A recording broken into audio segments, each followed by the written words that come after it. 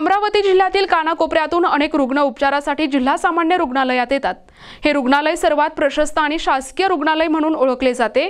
मात्र याच रुग्णालयात विजेच्या लपंडावामुळे अनेक रुग्णांची गैरसोय होत असल्याचे उघड झाले आहे।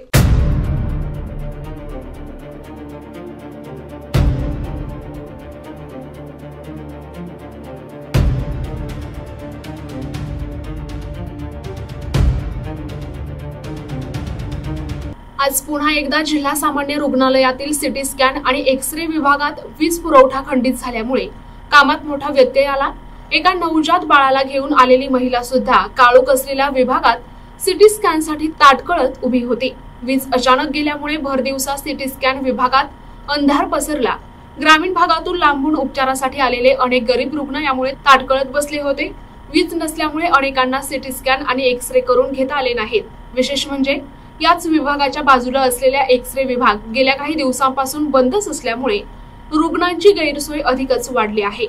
जनरेटरची व्यवस्था असूनही विजेचा लपंडाव सुरूच असल्यामुळे रुग्ण आणि नातेवाईकांनी प्रशासनावर संताप व्यक्त केलाय। नमस्कार, मी सविता विजय ठाकरे।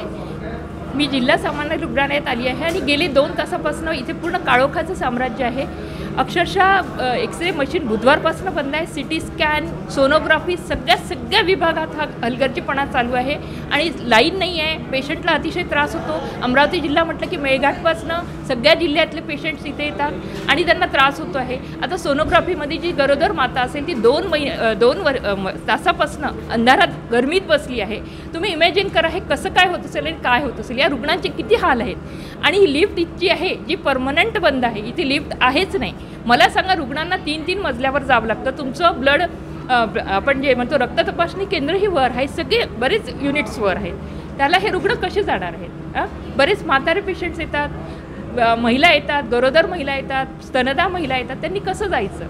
हा लिफ्टचा प्रश्न आहे। आणि पुन्हा हे जिल्हा रुग्णालयात जोही काही हलगर्जीपणा चालू आहे, जोही काही इथे अव्यवस्थेचा प्रश्न चालू आहे, तो सगळ्या अधिकाऱ्यांनी हा लक्ष देऊन लवकरात लवकर सोडवावा हेच इथे आम्ही सांगतो। आणि पूर्ण रुग्णांची अगदी चांगल्या प्रकारे स्वच्छतेत आणि पूर्ण सोय व्हावी हेच सांगते। मी सारंगधर गोविंदराव भामोदे, राहणार करसगाव बैरम। मी इथून गेल्या 8 दिवसापासून आलो आहे। ते सांगतात कधी रक्त चेक करा। रक्त चेक करायला गेलो तिथं कोणी नसतात।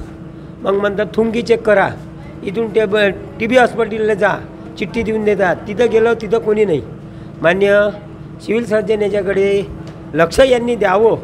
आणि स्वच्छतेबाबत कसं आहे, कुठे घाण पडले आहे, पुटल्या पडल्या आहे, तिकून येताना कसं आहे का तिथं दिसतात। आम्हाला वास आला तिथं, म्हणजे अर्धी बिमारी हिरोईनमध्ये आल्यावर होऊन जाते मित्र होय। आणि त्यानंतर मी एक ART पेशंट आहो आणि मला नेहमी गोळ्याचे औषध चालू राहते आणि त्यांनी इकडे रेफर करतात, तिथं जा, तिथं गेलं तर खुर्ची खाली दिसते। मग BP तपासा, BPत गेलो तर खुर्ची खाली। म्हणजे ही पद्धत आपले जे कोणी सिव्हिल सर्जन साहेब आहे यांची तक्रार आपल्याला आरोग्यमंत्री आहे, मुख्यमंत्री आहे, यांच्याकडे पाठवा लागेल। त्याशिवाय हिरोईनचा निष्काळजी आणि बेजबाबदारपणा सुटणार नाही। आमचे बंधू मित्रमंडळी, आमच्या आई बहिणी इथं चक्रा मारतात, इकडे या, एक्स-रे काढा, लाईनीत उभे राहा, कधी काढणार? इथं नेमणूक आहे, लाखो रुपयांना पगार आहे, सगळ्या गोष्टी बरोबर आहे। मरण कोणाचं आहे? जनतेचं।